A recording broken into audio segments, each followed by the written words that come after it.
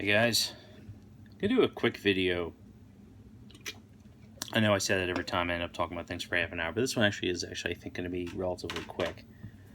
Um, it's something I've noticed from a lot of people, very outspoken on the left. I wouldn't say particularly the politicians, with like AOC and the Squad being an example. Um, but they have this idea that wealth is finite and capital is finite. That basically, like a billionaire moving money around now, it's because that was money that like was taken from somebody. Um, that's not how wealth works. And I know our schools don't teach economics. Our schools don't teach anything essentially other than justice. These are the things you need to demand, um, not how economies actually work and how wealth's actually created. But it, it's really weird to see I knew it was bad, but I didn't really know it was this bad until I kind of just saw some stuff recently, or I should say, I guess it confirmed my worst fears. Um, what I described before about just wealth shifting places, that's not how wealth works. Wealth is the total inherent value, particularly if you're talking like money. The exception of screwing things up and like overprinting, but essentially what wealth is the product of, it's not just the raw materials, it's the labor you put into the raw materials. And um, for example, if you build something out of plastic, right, that was raw materials, but also the wealth of who discovered how to do that and all these other there's a reason, the average middle class family now lives just in terms of just access to wealth far above, even the ultra wealthy, 200 years ago. Um, there are essentially, they call income inequality. What it is, it's kind of it's wealth disparity, which does cause problems, and that's usually exacerbated by basically state.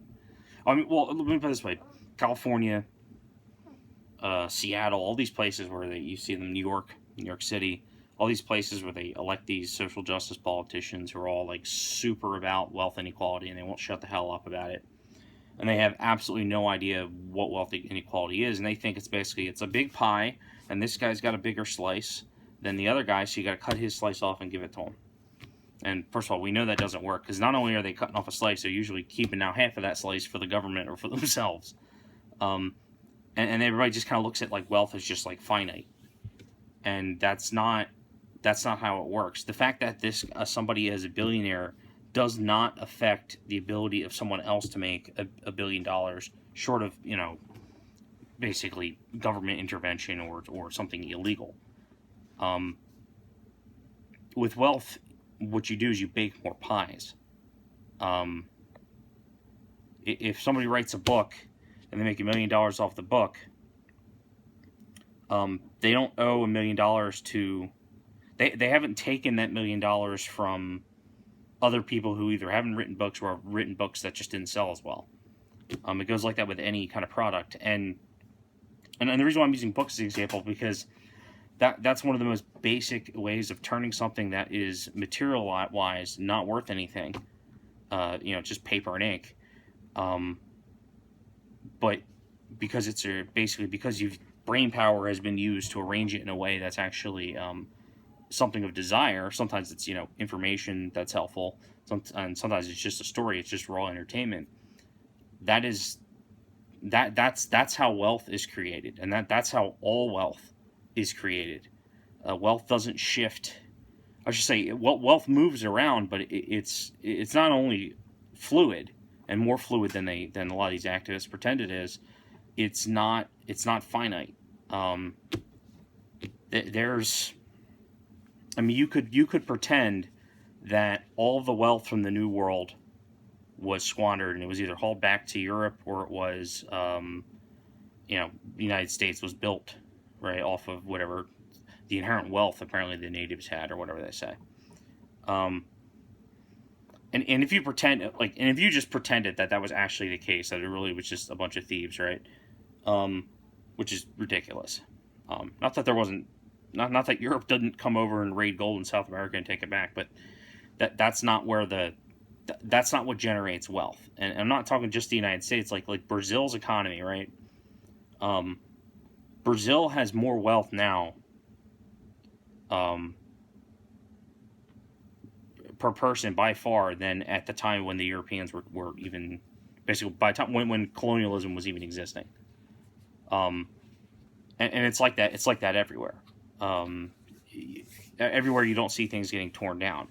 The Soviet Union, they that's not something they didn't understand. They thought, wealth was finite, so you distribute the labor, you distribute this, you decide who gets what, and then all of a sudden you've got millions and millions of starving Ukrainians. And the way they looked at it was basically like, well, the food and basically the wealth for the food is finite, and either the Soviets are going to starve or the Ukrainians are going to starve.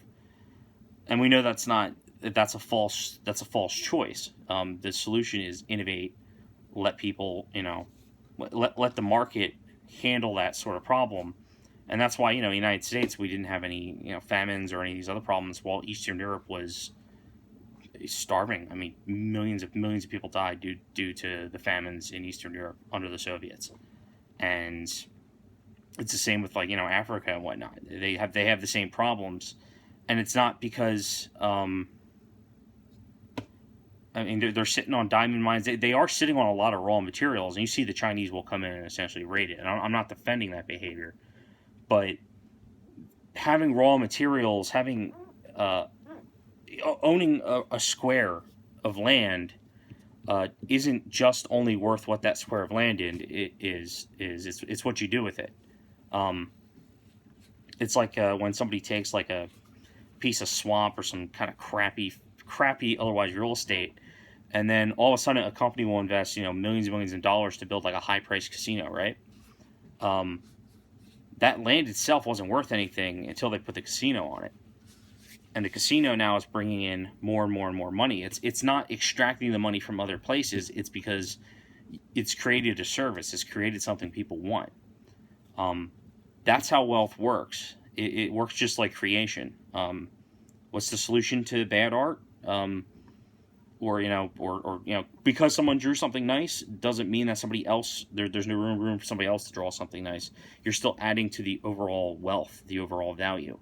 That's how technology progresses. That's why I'm able to do this video on a smartphone, and it's not really it's an old phone. I'm not wealthy in the slightest, but I have now access to technology that even 25 years ago would have been, a luxury.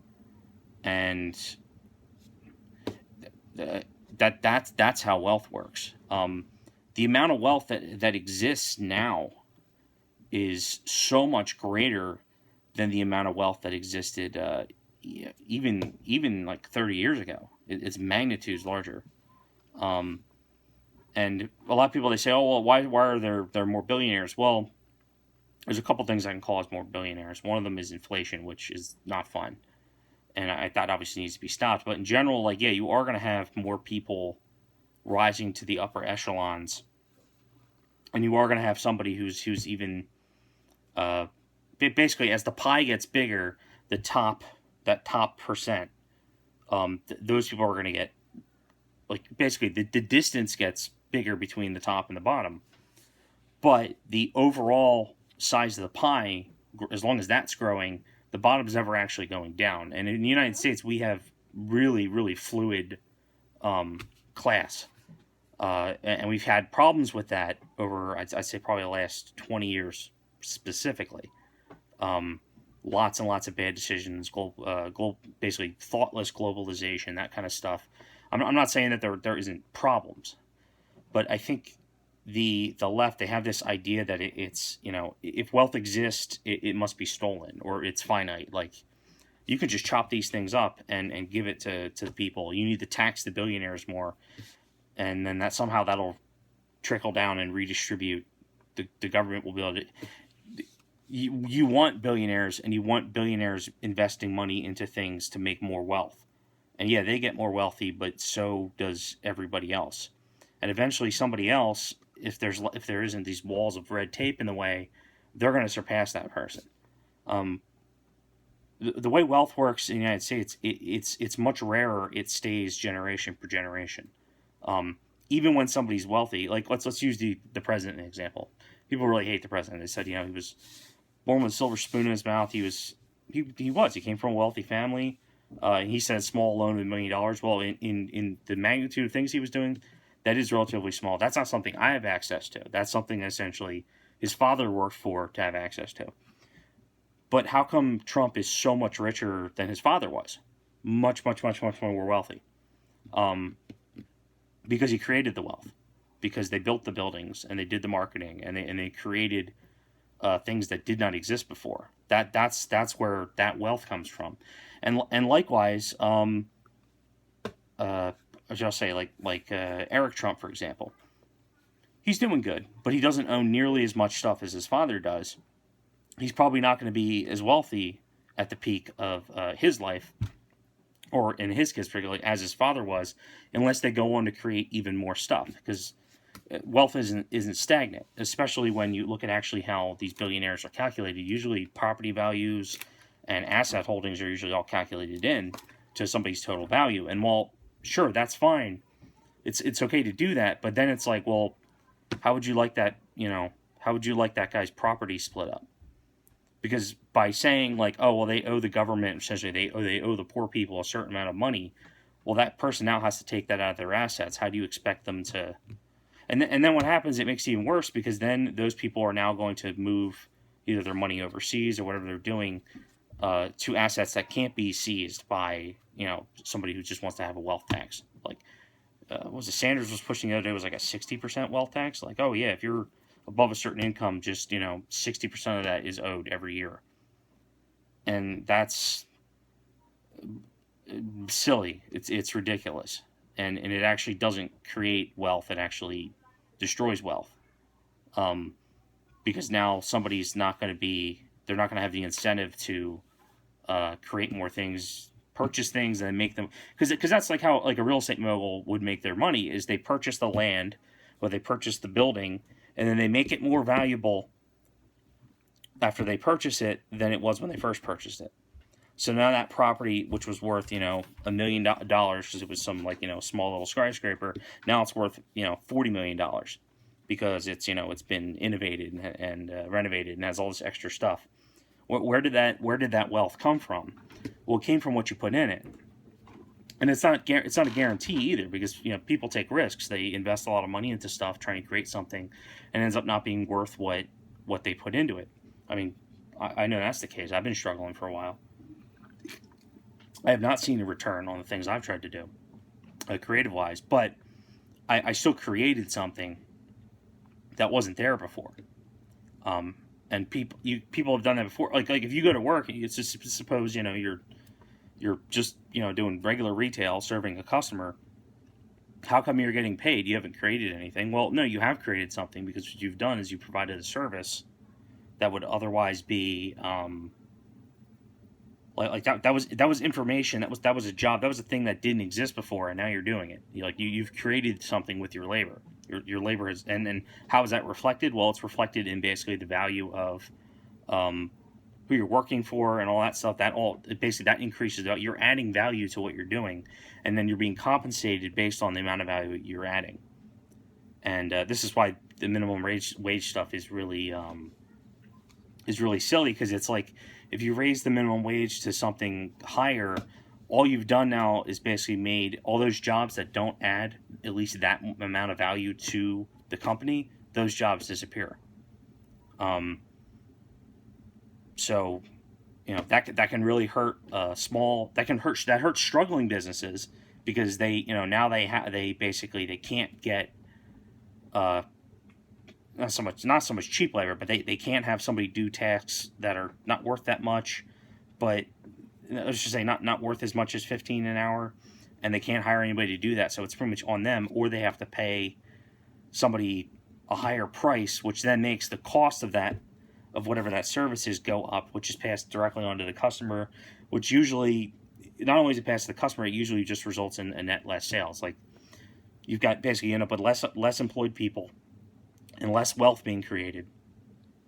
And again, this is not like oh yeah, well, employers can abuse people and they should just let that go. No, that's not at all what I'm saying. But people really should pick up an economics book to understand really how that wealth works. People say things like, I see this a lot, that like people of color, either it's like two narratives. Either slaves built everything, which we know isn't true, but whatever. Slaves, they're the ones who put the wealth into the country.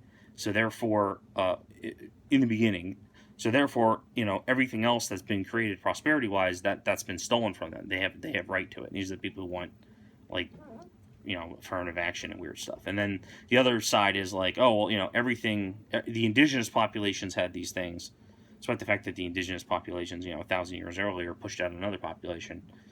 We'll get into all that nonsense. But it's like, that's, no matter what you do, you can't measure the amount of stuff that's created after the fact. Is magnitudes larger than any kind of initial. I mean, is there any like pre-Civil War infrastructure still around? Is there any families even in the United States that were like pre-Civil War and now are still wealthy? Like still like top. And I say wealthy, I mean still like that top echelon. No, I certainly can't think of any.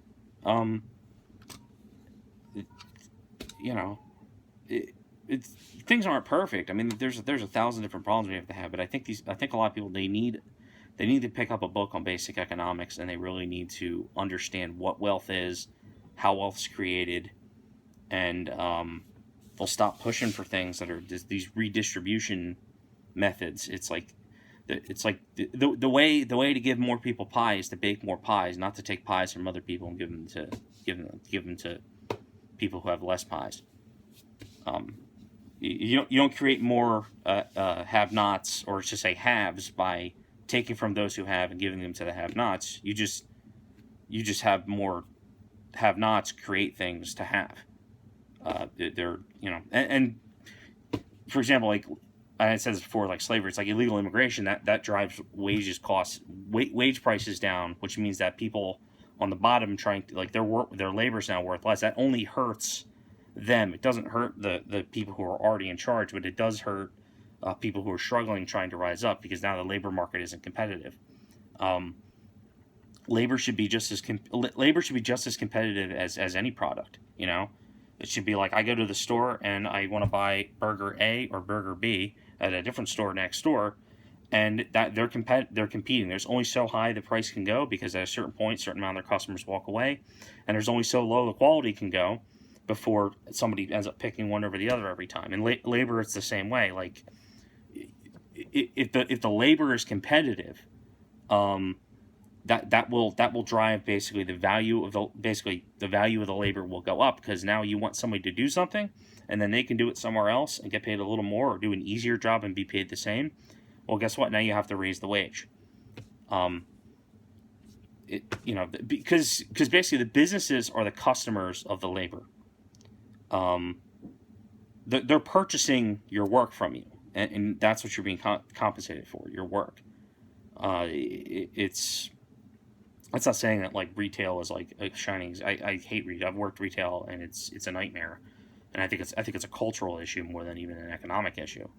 But one of the reasons is because the labor market has never been looked at as competitive, or I should say, it used to be looked at as competitive. Like, you want to retain your employees because they bring a certain amount of value to the company, and you don't want to fire somebody who's been there for a while to hire just somebody who's cheaper, because now you've lost the talent. And a lot of companies, especially when this outsourcing crap took off, like in the 90s, and it's just been growing, it's finally starting to reverse. They didn't really think about the fact that all that labor capital they built up, and particularly the loyalty they built up from having staff, evaporated. Japanese had actually an even more exacerbated version of this problem, because while in the United States, there was a time when people usually would it wasn't very uncommon for somebody to work at a single company their whole life and move kind of, even if they're moving laterally, they just, they pack up their pension gets higher, and whatever they're doing, like they're just, that's just the industry they work in. Maybe they end up in it at a different company as things names change and stuff. That wasn't that uncommon in the United States, but also people would, start their own businesses and venture off and try things that were completely new, because our economy was like, especially you're talking like 50s, just rapidly expanding. Like who made microwaves? Well, you had to create that entire industry, right? And the guys who did that never did it before. you know. And as there was more and more and more inventions and more wealth being created, there was more people who had to basically develop skills or essentially just put the labor work in to be able to move these things around and do this stuff. And that's how it grows. In Japan, they had the problem that we're having now with basically labor price. Labor's in not nearly as high demand as it needs to be. And a lot of that has to do with the fact that like a lot of the manufacturing and stuff has been shipped overseas.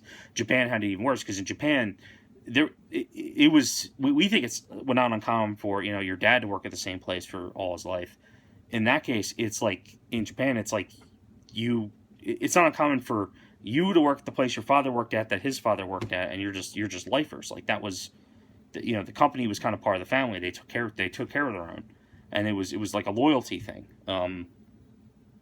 And what that did was, it provided very stable lives. I'm not, and that's the thing. It's not.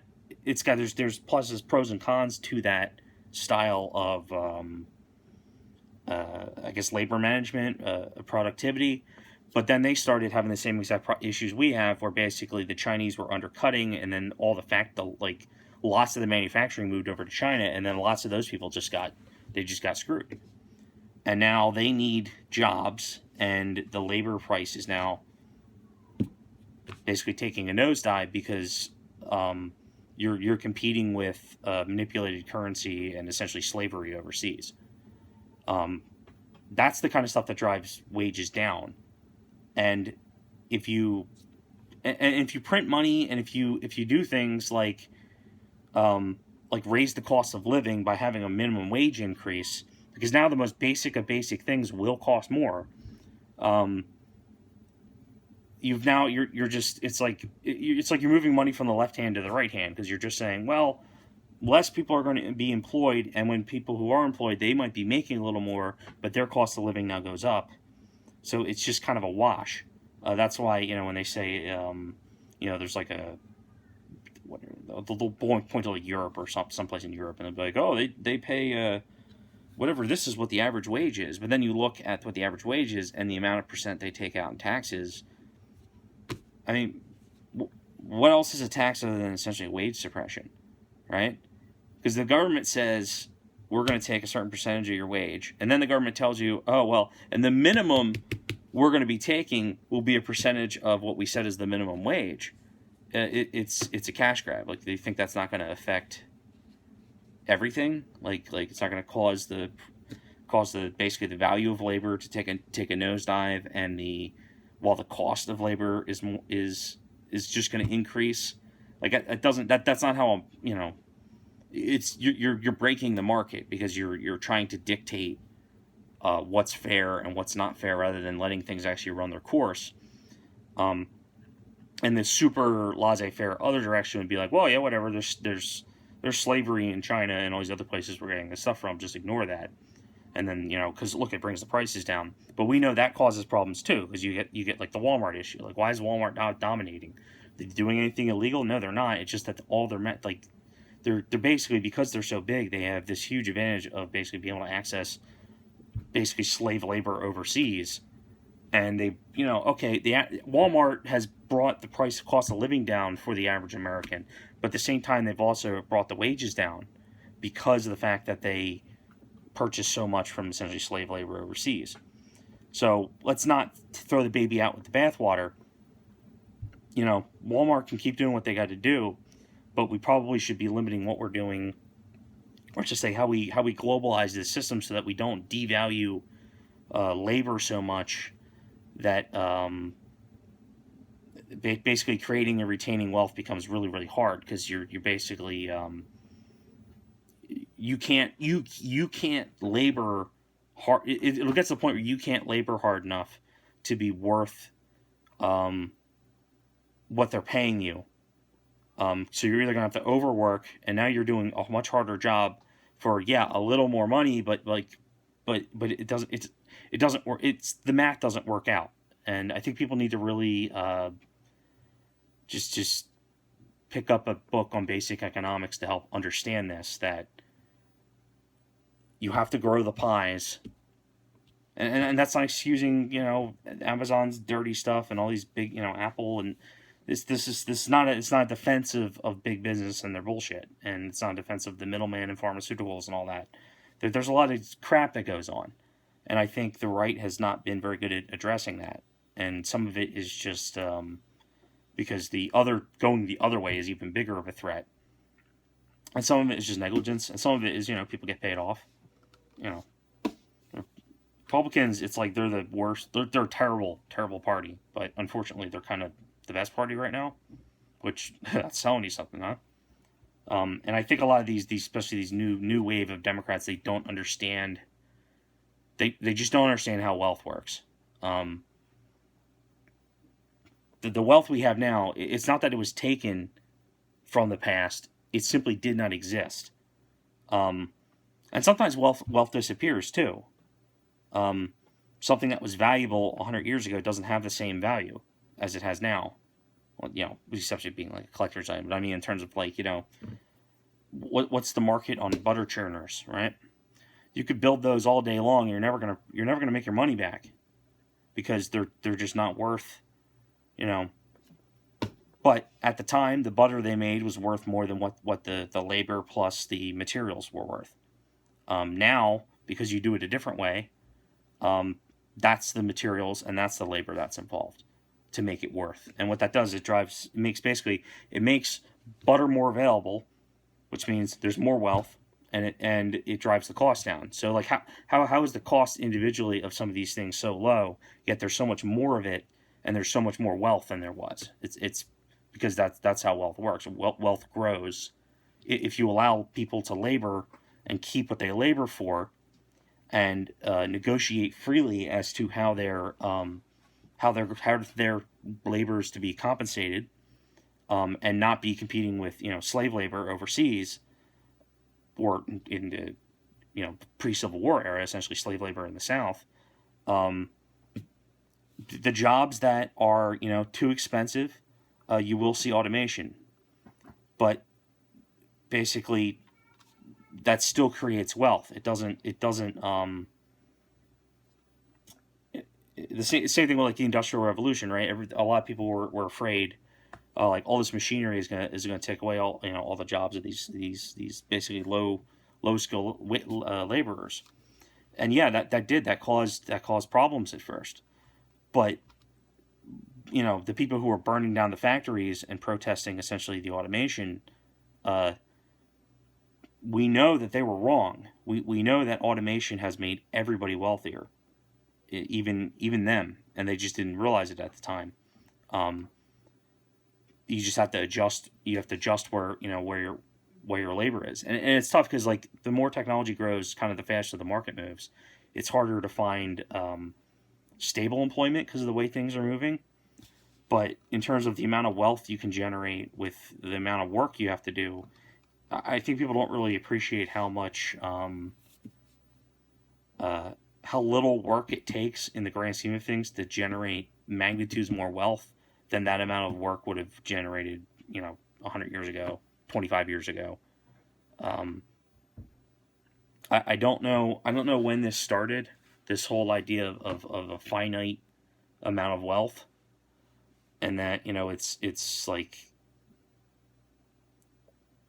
because and one of the things I don't understand is like I think people inherently understand that labor itself often, when I say often, it generally adds value to I mean, a guy who puts a one man show on, right? And he's an actor and he does this whole thing, right?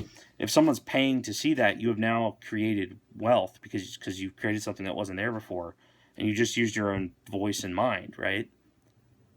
That has value. That's it might not be much value because it might be terrible, but you're creating something from nothing. You know, if you take an idea and you put it on the page, that has more value that's literally worth more because of the labor you've put into it than it was 30 seconds earlier. So I don't know why it's such a hard thing because it's really hard to have conversations with people on the internet, especially like Twitter and stuff, when they simply do not understand how labor works and how wealth works. And it's this like it's this idea that people are owed something because something bad happened like way in the past.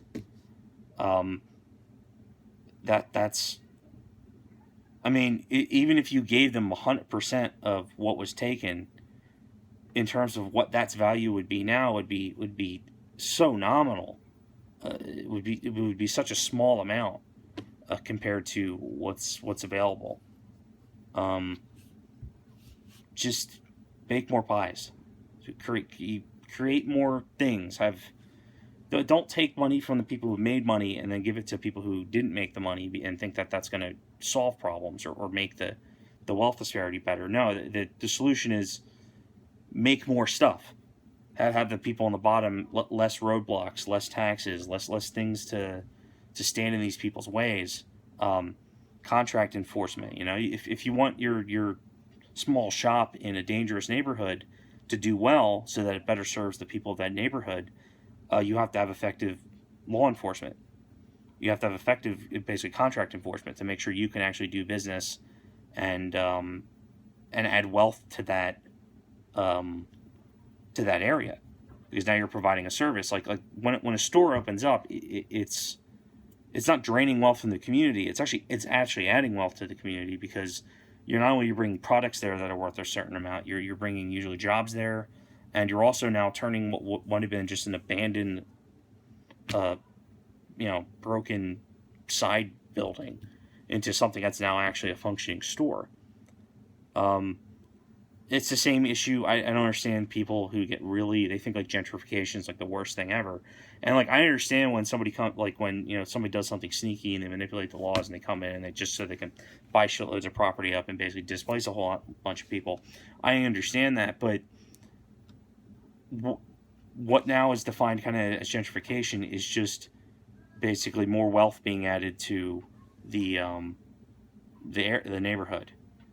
The houses getting nicer and being worth more. The people's labor being worth more. The stores added there. Because if you have a nice enough store, someone might travel from outside the community to come go to that.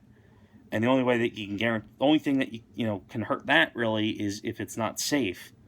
But now basically that you want that nice store in your neighborhood and you want to protect it, even if you're not the one using it, because now you're having basically that's causing the value. It's exactly like property values. That you're if you bought a house and then basically all the neighbors around you start turning theirs into crack houses, and there was fires and riots and there was gang stuff, like your property value is going to drop because now it's not worth it. But if you bought a property or an apartment and you went out of your way to make it really nice and your neighbors put in the same effort, not only does your property value go up, and not only does your property value just from the labor you put into it go up, now because somebody else has done something to their property, now you both benefit and it goes up. That's how. And what is that? It's the same house. Maybe it looks a little nicer, but it's worth more than just the raw materials. It's worth the labor that was put into it. And sometimes it's worth the money that's put in it, because the money is just basically it's a labor voucher. That's what cash, like money, the dollar is supposed to be. It's supposed to be a labor voucher, which is why we get really squeamish when they're like printing lots of stuff, because it's like you're printing labor vouchers when no labor occurred, meaning that you're not actually adding money or adding wealth. You're actually just basically skimming off the top of. It's like in the Roman days, where there'd be a silver coin, and someone would take a knife and they would just skim the edges of it. They make it just a fraction smaller, and now they've got silver shavings. Well, you do that enough to enough coins. Well, now you can make yourself another coin. That's essentially how inflation works. Only instead of us, literally trimming silver off, they're printing dollars, and now your dollar that is a labor voucher saying this was worth a certain, like a certain amount of labor was done to earn this. Now your labor is worth less. So the stimulus stuff, there is a time and place for things like that, but just realize all that's doing is decreasing the value of the money that is the labor voucher. It decreases, and that's like the last thing the working class wants, is for raw, unskilled labor to be worth less than what it is now. And if you print a lot of money, if you raise the minimum wage, you do all these artificial things to move the wealth around, you decrease the value of the lowest labor, and that has a ripple effect all the way up. And it's in the same with illegal immigration. You bring either you're working because you're buying from people, enslaving people overseas, or you're bringing in illegals to essentially work for sub wages that are significantly lower than what somebody can afford to live on if they were here legally and trying to raise a family. That's going to lower the overall value of the labor you have done. Every time the Fed prints something, you should just look and just know your bank account's going down, because they're literally printing more vouchers and saying this is worth just as much as yours, but they just made it out of thin air and there was no effort for that. So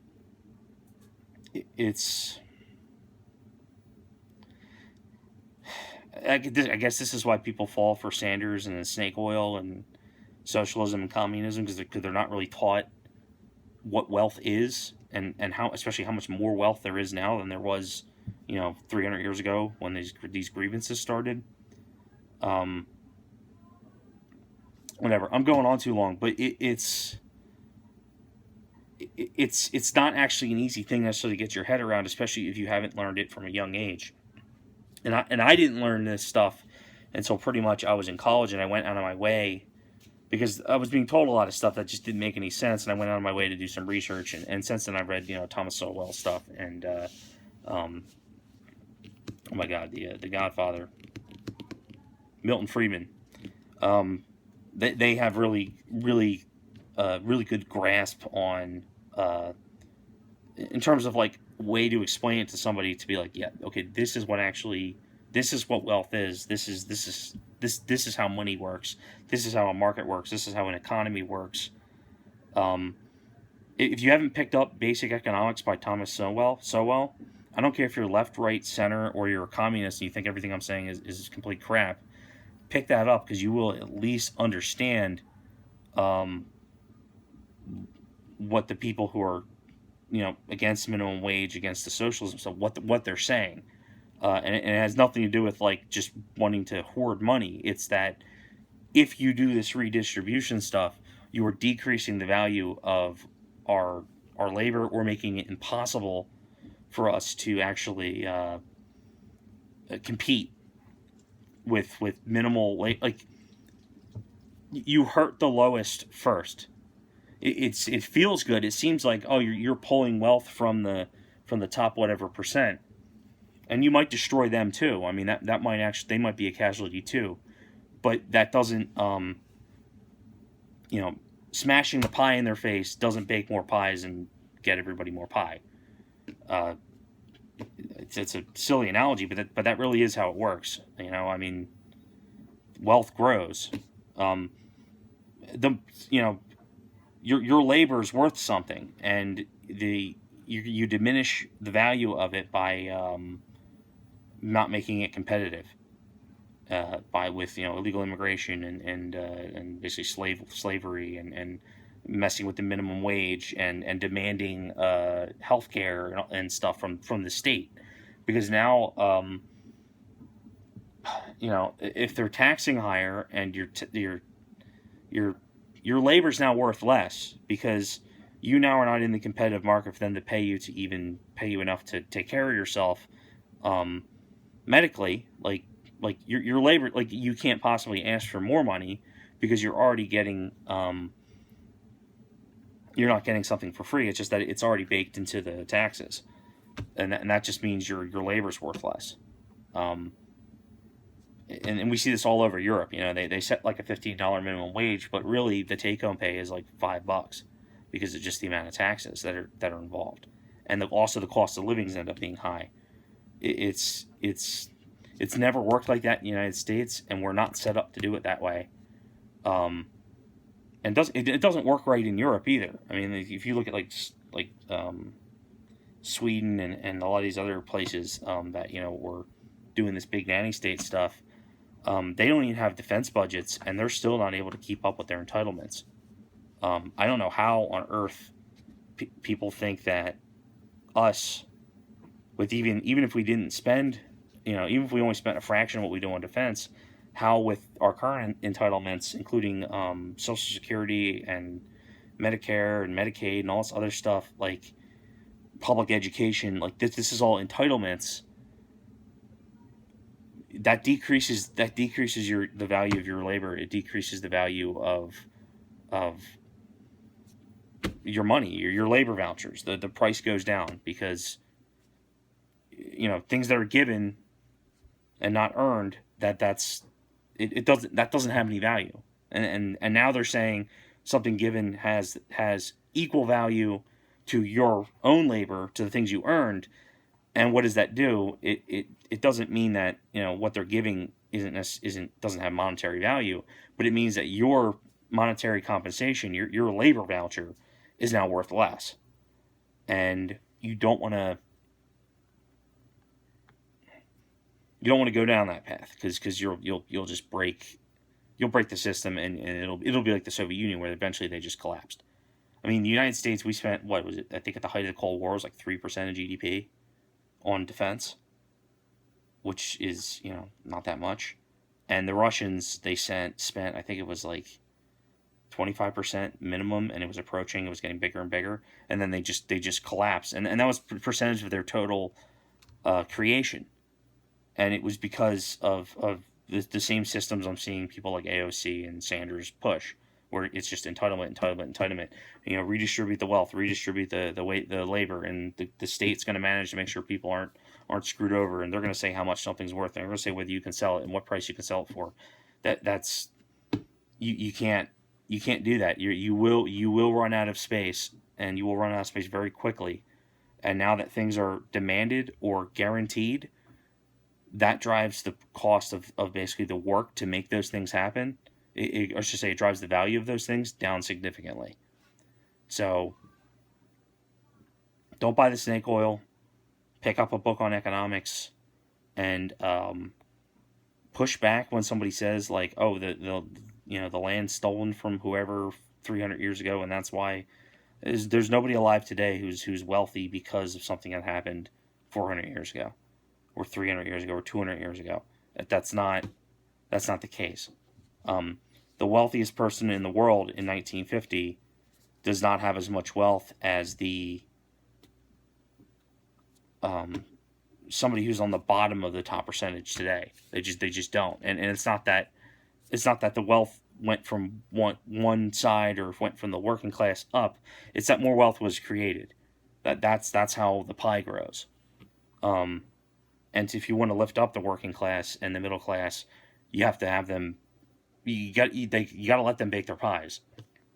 Taking the pies from the people who already baked them doesn't make more pies. It just makes you feel good because you stuck it to the successful.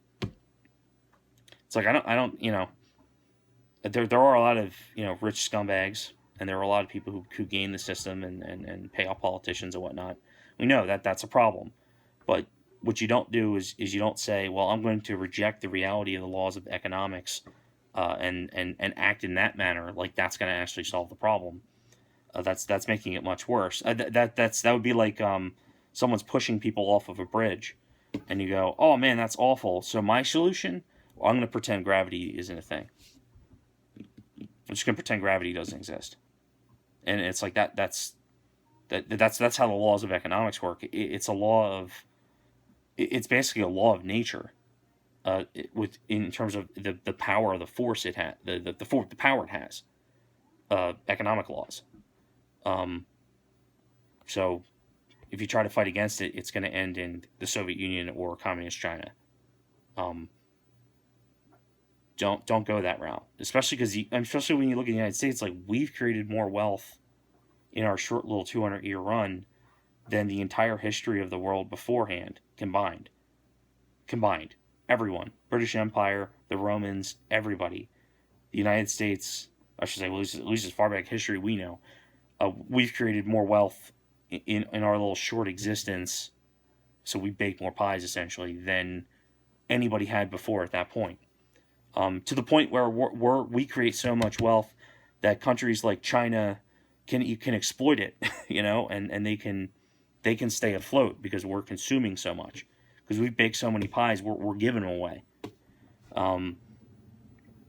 Don't take that for granted. Don't just assume that that there's people sitting on their gold basically, and then that's how wealth is held. Money itself. I should say capital itself. The guy sitting on the gold, that gold is worth less buried in the sand than it is being invested in something and actually doing something with it. So even just the mere act of exchanging the gold for a service or for a labor or for basically ownership in something that you think is going to be worth more in the future, that actually makes the money more valuable, because now you can do it with something. But if you bury it in the sand, it doesn't. That's not how somebody stays rich or accumulates wealth. That's not how it works. And I think a lot of people think that is how it works. And you get AOC elected, and you get some pretty horrid just bad math. It's like seeing somebody say like 2 + 2 = 5, and they're really sure about it, and you're just like, that's not how economics work. That's not how wealth works. And it makes it really hard to have a discussion with them, because they just assume you're. I mean, I've been called what they say. Oh, the conservatives are uneducated because they don't understand like wealth disparity. And it's like, no, like they can't always articulate it. I mean, and not every conservative is knows why they're supporting what they're supporting. But that's fair. I mean, I don't believe that about any group, that they don't have those kind of people. But if you don't understand basically the basic economics, and you think wealth works the way the way these people have described it, you think labor works the way these people are being, the way Sanders says it works.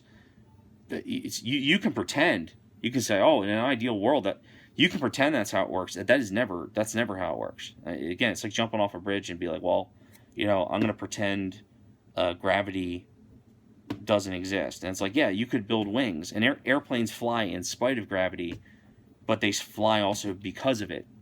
They don't just say, oh, well, gravity doesn't exist. Let's not take that into consideration. And economic policies are the same way. I think they just, some people think you can just benevolently distribute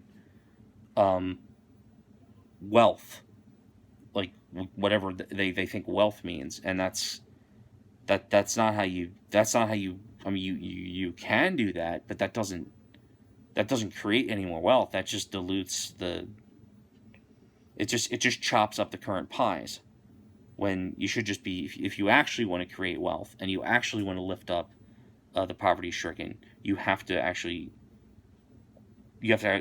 bake more pies. You can't just it's the proverb about teaching somebody to fish versus giving a man a fish. Like, you give a man a fish, he eats for a day. Teach him how to fish, he fishes for his life. Well, that's a really straight way. Like that's extremely true, and it's extremely true in an economic sense, because the two things, teaching someone to fish and giving someone a fish, even though the guy gets a fish at the end of the day, those things have completely different values. It's like there's more to teaching somebody to fish. You know, even if you don't give them the rod, even if you don't give them the line, you've now taken essentially knowledge and effort, and assuming you taught them, like you actually like showed them how to do it and everything, like you've actually taught them how to fish. That now instead of one guy who knows how to fish and another guy who now is getting a fish from the guy who knows how to fish, you now have two guys who know how to fish, which is inherently that's inherent, that's value, that's actually wealth creation. Wealth creation is not saying I fish two fish and I give you one of them. That doesn't create any more wealth. But if you say I fished and I wanted to fish more fish, so I taught another guy how to fish so we can fish together, that's guess what that means? That means you're going to get more fish. That means more wealth has been created. That's why, you know, patent law is important. That's why basically people don't hoard the greatest inventions in the world. They start off being luxury items, and they usually work their way down to being something commonplace. That's when you see. Do you remember 4K TVs when they came out? They were like $5,000. It was like, yeah, who the hell can afford that, right? And the ultra rich, they bought them because they wanted to have the best of the best, and people who were like super into that were willing to spend the money. And now you go to like Costco and it's like, oh, 4K TV, $400. It's unheard of. They're selling 8K now, and like now those are the ones that are expensive. And it's like that's because that's more wealth. You know, are the TVs today? Is there more wealth in the TV section of your local Walmart today than there was 20 years ago? Which is worth more? And we're not talking just the amount of labor vouchers you have. We're talking about actual wealth. What's actually worth more? Well, clearly the one today, because you've got more of and better pies. And the price has gone down because now your labor is worth more, because if you could spend 400 labors to buy a piece of crap 20 years ago, you could spend those 400 labors to buy something that you might think is a piece of crap today compared to what the top of the line is.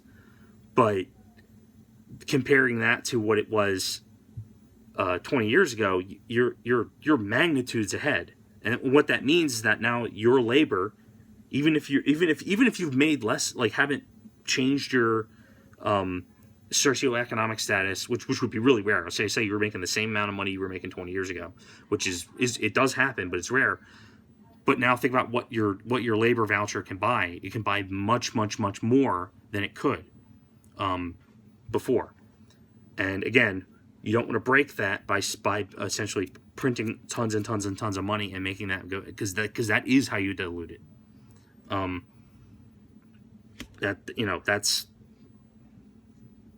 That's how it goes, and I don't understand why this isn't taught. It seems almost like it's an inherent thing that we should kind of know. Man, I'm hearing my little nephews go crazy upstairs. Like it feels intuitive to me. I don't know if that's just because of I don't know the engineer in me or whatever it is, that personality type. But it's not intuitive to people who especially want to believe that, you know, like the wealthy are the problem. The wealthy do cause plenty of problems, but they cause problems because they mess with, basically they gatekeep.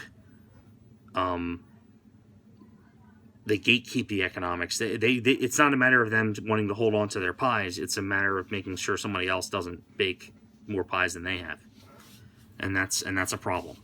So, you know, we're well aware of these issues. Again, that's one of the reasons why we're like, yeah, this lockdown's ridiculous, because it's only helping the people who already have. It's really only helping the ultra wealthy. That's the only people that the lockdowns are helping. And that's one of the reasons we have a problem with it. But people seem to think that, like, oh, well, the solution to that is, well, if they're making money, then the solution is just take their money from them and redistribute it down. It's like, well, that literally doesn't create wealth. It's the opposite of wealth. So, yeah, there's my short 1 hour video. But it's it's, I don't know. I've been seeing a lot of that online, and it's really frustrating because it's like you're speaking a different language when you're just like, yeah, that's not like what do you what else do you say other than that's not how wealth works? And then they call you uneducated, and it's like, no, you're like, it's just like a scene in Idiocracy where you're like, that, you know, whatever, Brondo, it's got the electrolytes that plants crave, and you go, no, they crave water. That's not how electrolytes, like that's not how that's not how plants work. That's not how photosynthesis works. They say, no, it's the electrolytes. You're uneducated, and it's like how do you talk with somebody who has no concept of how the plant's life cycle works? It works out of believing that Brondo is the solution. And it's the same thing with economics, where it's like, how do you talk somebody out of like Sanders' complete nonsense if they don't understand like how wealth works, what wealth is, what a dollar means, like basic economics. If they don't understand these things, it becomes impossible to tell them or convince them that what they're saying is utter nonsense. And again, and some of it just comes from just like, I want to feel compassionate. This is the way. Me saying these things mean I care about the poor, when you actually, maybe you do care about the poor. And I guess you can't question everybody's motives. I don't think the politicians care, but I don't think your average lefty doesn't have compassion for the poor. But what they're doing greatly hurts the working and middle class. Minimum wage, it's the same thing. It's like that's really hurting fundamentally the people who you think it's going to help. And they don't, I don't know, they don't listen. It's really frustrating. So whatever. This is more of, it was going to be kind of a short explaining video, but it's a little more of an event, because it's like I don't 100% know what to do as just some random guy when you can't have a normal conversation with somebody and then they're saying something that is it doesn't make any sense. It just isn't true. Like, it's like that's not how gravity works. It's like talking to a flat earther. It's like, no, that's not how the science works on this. Like we know it's round. Like, you don't have to understand how gravitons work or any of the other stuff, but like the Earth's round and gravity is a thing. And it's like with economics, it's like, no, the market force is a thing, and the laws of economics are, I mean, they're absolute in the way the laws of gravity are absolute, because and then saying that, oh, look, an airplane flies, I guess the laws of gravity don't exist. And it's the same thing with, oh, this happened economically, well, that means your laws of economics are wrong. It's like, no, you have to understand why these things occurred. So I don't know, that's my 1 hour of concern on just the conversation I've been seeing, particularly online. It's bad. We're in trouble. If this amount of economic illiteracy is the voting majority, we're in trouble, because there's nothing you can do. They're just going to vote people who just promise them crap that violates the laws of economics. They're gonna break the system. They're gonna break like not just the system. Like, they're gonna break they're gonna break wealth. I mean, how is it? They keep talking about wealth redistributing it, but it's like, if you want us to take a step backwards and be not worth and not grow wealth and lift up the poor, your policies are how to do it. Bernie Sanders, go ahead. If you want to be the Soviet Union or Venezuela, listen to Bernie Sanders. That's, Venezuela's got just as much oil in the ground now as it did when Chavez took over. And why are they dirt poor right now? It wasn't transfer of wealth. And they taxed the super rich, and they tried to help the working class. And what happened? What's the Venezuelan dollar worth now? It's like, I guess is it a lira? I don't even know what the hell they call their currency. It's toilet paper. Your labor voucher of your average Venezuelan is now worth nothing. So I don't know. I'm gonna talk to these people, and if you know, I guess answer in the comments.